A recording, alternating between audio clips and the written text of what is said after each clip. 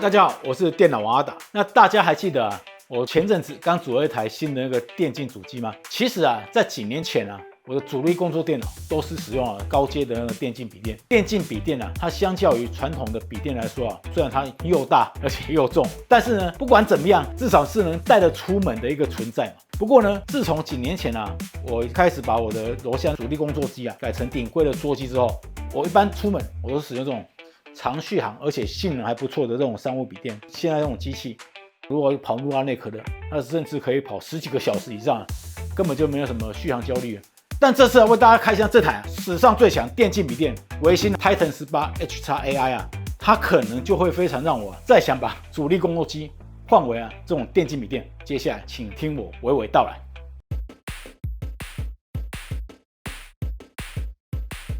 来看看里面有什么东西啊。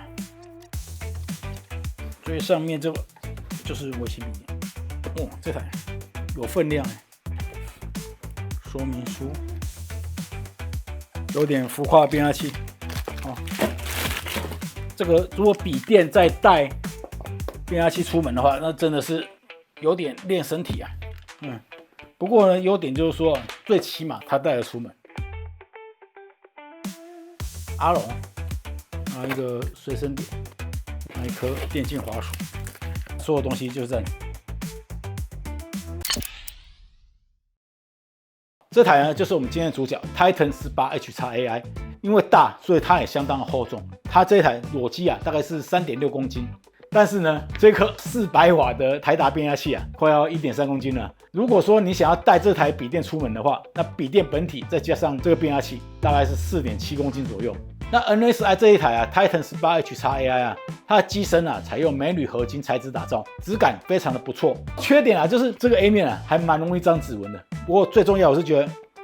非常的牢靠不管是摸或者是敲，都感觉出来这台笔电是相当的稠用那它的后方设计也相当的特别，并不是采用一般纯黑的一个设计，而是采用一条一条的一个水蓝色带来做点缀，有点像那个北欧人脸上那个刺青，或者说它的图文也蛮符合这次微星源自北欧神话那种世界树的设计灵感。那在它机身左右两侧还有2个蛮大的散热孔，在高功率负载下能够提供更完善的一个散热能力。那接下来我们看一下它 I/O 部分。这次它 I/O 给的相当的全面，机身后方配置了电源孔 HDMI 2.1， 还有一个 2.5 Gigabit 的一个有线网卡接口。左侧则是有2个 Type A USB 3.2 Gen 2的一个连接副，那有一个标准的 SD 读卡机。机身侧面也增加了2处散热孔来增加散热。右边则是有一个 3.5mm 的一个耳麦孔，还有个 USB 3.2 的 Type A 连接副。那最重要就是有2个Thunderbolt 5的一个 Type C 连接副。那一样也有2个散热孔，因为搭载了最新的 Thunderbolt 5的一个规格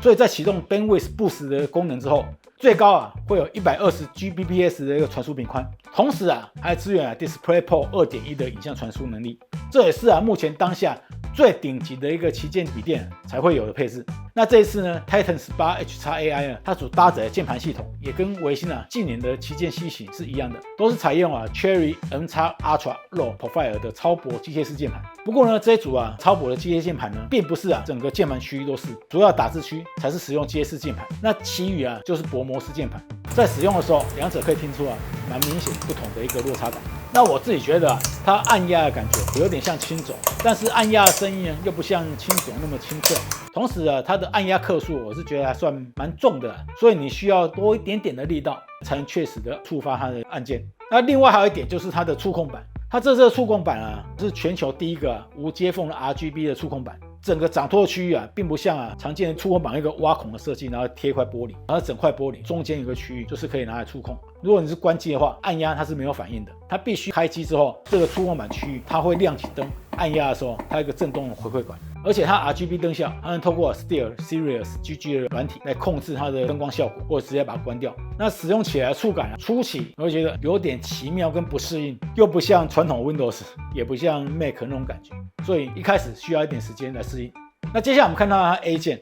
的部分呢，则是有个龙魂的 logo， 它一样可以通过 SteelSeries GG 来联动灯光效果，设定专属你自己的 RGB 灯效。那在它的D 键部分呢，则是相当有电竞的风格，多处都有散热开孔的设计，而且还有4颗2瓦喇叭跟2颗2瓦的低音喇叭。另外呢，还有一点我自己蛮喜欢的，如果你有更新的需求的话，你只要取下背盖上面的所有螺丝，就能轻松把背盖卸下来。那取下背盖之后，大家可以看到一整片超大片的一个散热模组，那整个覆盖了我们的 CPU 跟 GPU 部分。那另外呢，它还有4个 SSD 的一个插槽，一个呢是 PCIe Gen 5，那另外3个是那个 Gen 4。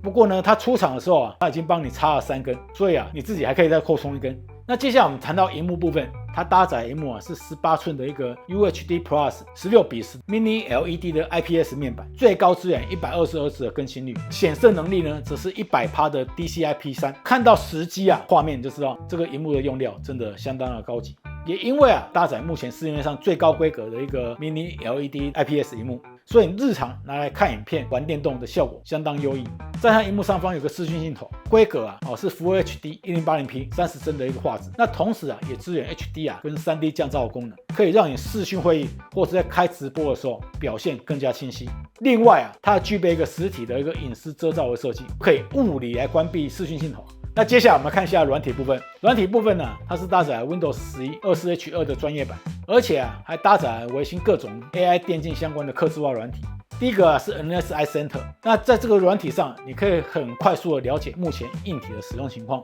那也可以快速的启动NSI 最新的 AI 智慧引擎技术。AI 啊就自动帮你调整到最适合你目前使用情境的一个设定。当然啊，如果你喜欢自己设定使用情境的话，也可以自己切换设定。那 NSI Center 呢，它控制软体还有一些快捷键可以切换，还可以直接开启萤幕的准星，辅助你玩第一人称的射击游戏。那萤幕调色部分呢，则是可以透过True Color 的功能来设定。那接下来我们谈到硬体部分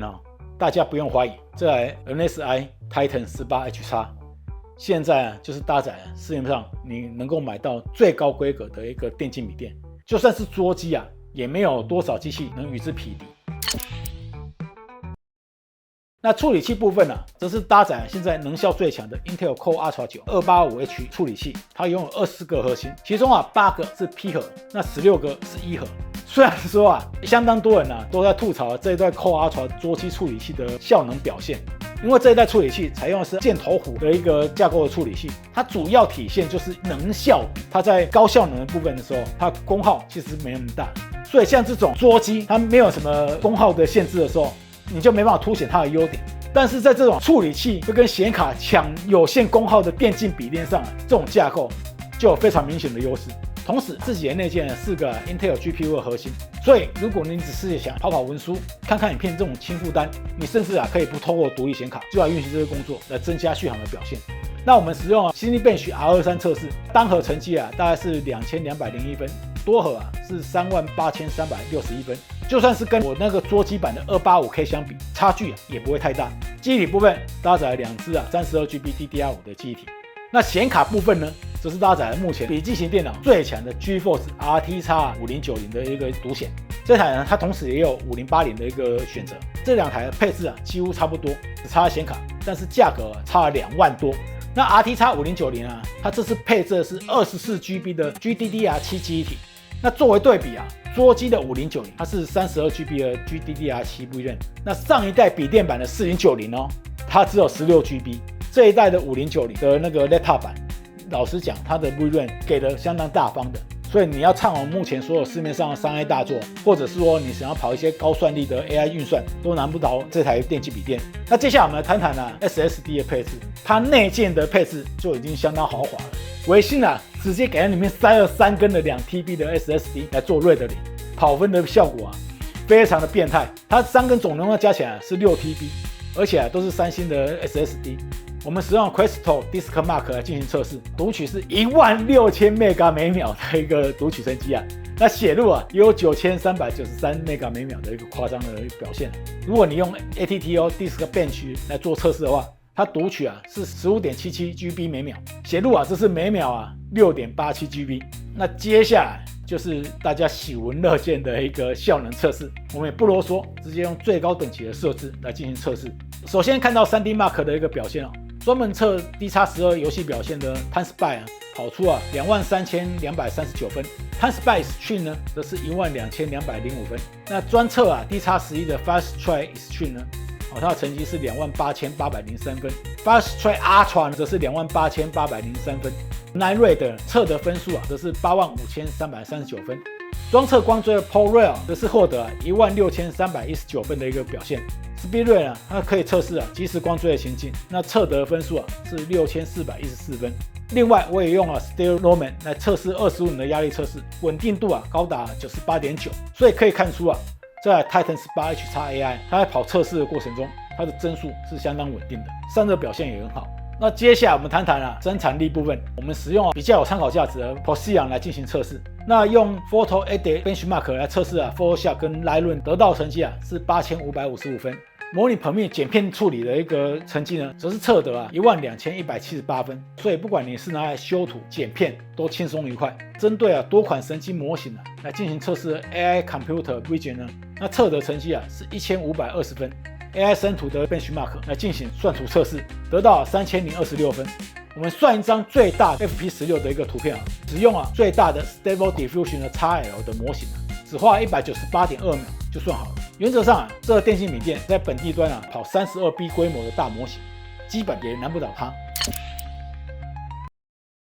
那接下来就进入我们这些臭打游戏的游戏仔最在意的环节，就是游戏表现。它现在搭载的是目前最强的 RTX 5090 Laptop 的一个独显，虽然说它在绝对性能上当然是没办法跟 RTX 5090的桌机版相比，但是作为给笔电使用的独显，它的表现也可以说是怪物级别的。要知道桌面端的 RTX 5090，它在高负荷的功耗下，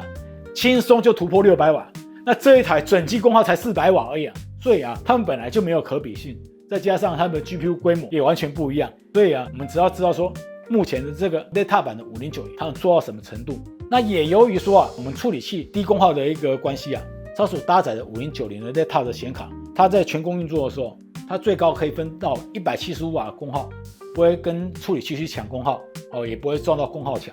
你可以顶着最高功耗放心的跑。再加上这次 NVIDIA 在架构上的优化，还有一个 DLSS 4，就中国还没讲大力水手式的一个加持那首先我们看到的是古墓奇兵暗影，以下跑分成绩都用最高画质来设定，3840×2400最高画质进行测试。表现成绩大家可以看图。如果你改到 1080p 的画质来进行测试的时候，它的平均帧率会轻轻松松破200帧接下来我们看极速地平线在3840×2400的解析度，我们不开 DLSS 就有111帧那开启 NVIDIA 的 DLSS 之后平均帧率就有173帧如果你把解析度改成 1080p， 平均帧率就已经到295帧那碧血狂杀2最高画质的设定下，它表现如图所示，大家直接看图表。那接下来我们来看看以前因为优化超烂，之前都是被拿来做显卡能力测试的一个3A 大作 Cyberpunk 2077，就算在最高画质、最高解析度以下，再开启所有的光追效果，平均帧率又有 87.42帧。它设为极致的话，平均帧率会破188帧。如果你将解析度改到 1080p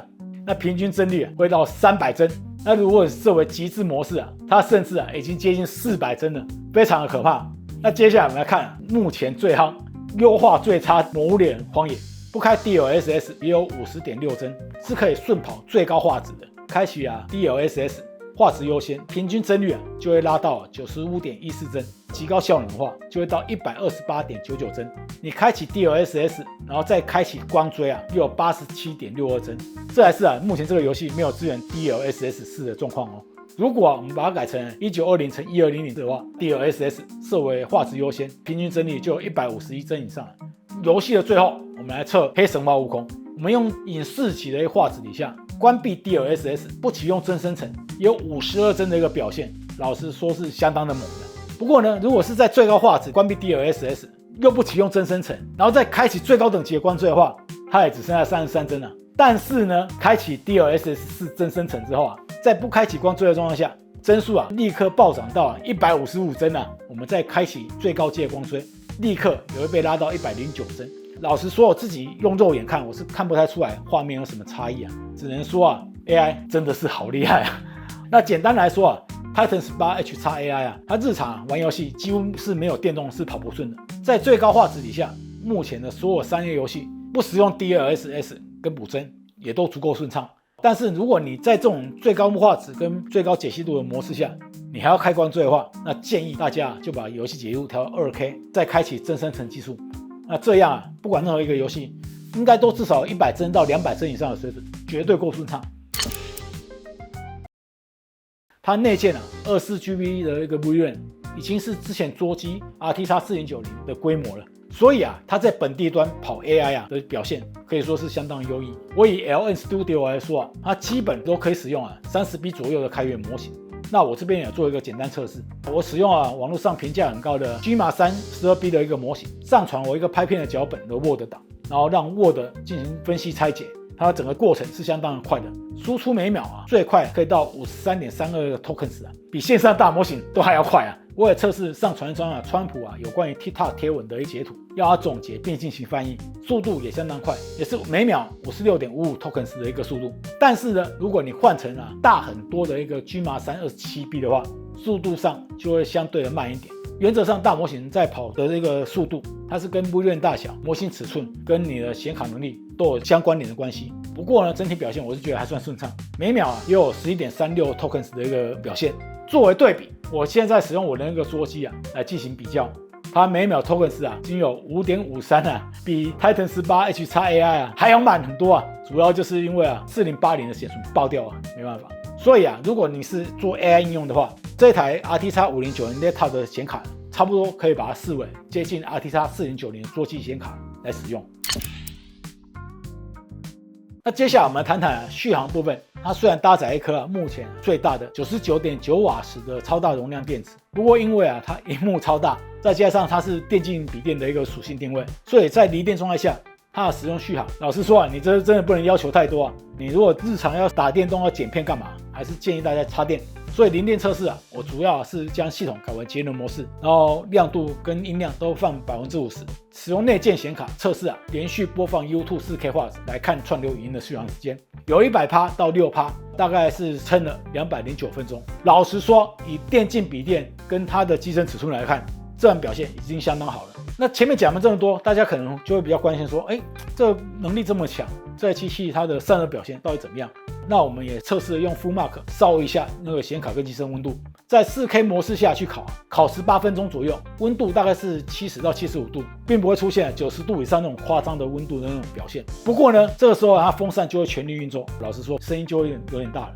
只能说这次微星在这台顶规的那个电竞笔电的散热上下了不少功夫。最后我们总结一下为什么可能会想把桌机换成这一台 Titan 18 HX-AI 的原因。首先的考量主因就是说便利性跟功耗，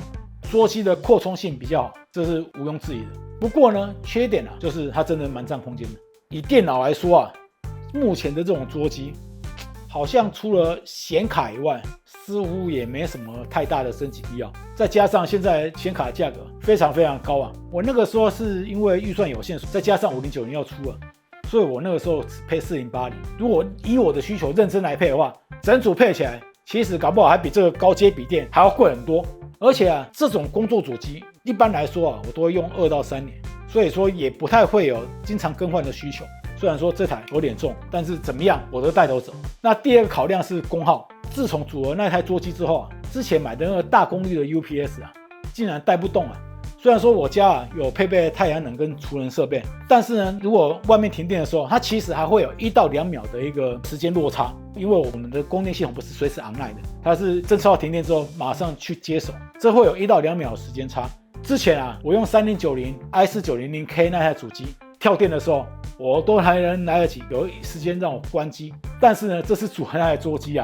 只要一停电一跳电，它马上就关掉了。那大家也知道，最近小动物经常自杀我已经被这样子搞好几次不要造成我自己平常时工作上的困扰的话，用这种电竞笔电在使用体验上不会差太多，而且停电的时候它也起码有半小时1小时的工作时间吧，我怎么样都来得及关机。那本来之前有在想说要不要把我那个 RTX 4080